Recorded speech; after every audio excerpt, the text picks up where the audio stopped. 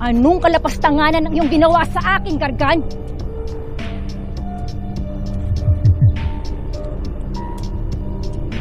Ano nga ulit ang iyong pangalan? Ethel? Heather?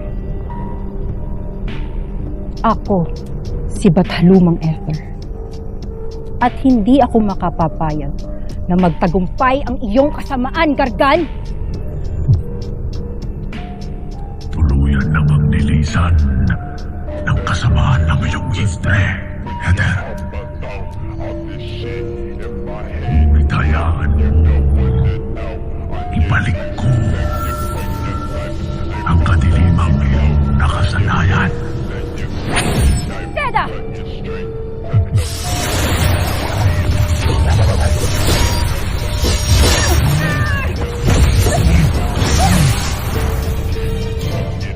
Patala. Hayaan mo rin.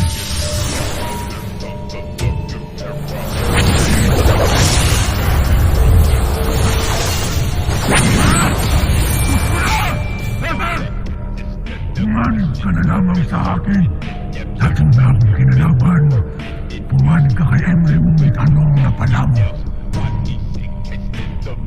Sa paano, isa ka nang makatikim muli ng masama.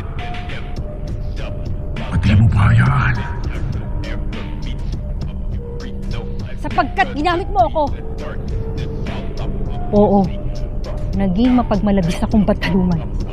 Ngunit ngayon ay pinagbabayaran kong lahat ng aking ginawa. Kung kaya higit kong batid na ako ay hindi nararapat umanib sa iyong kadiliman at kasamaan.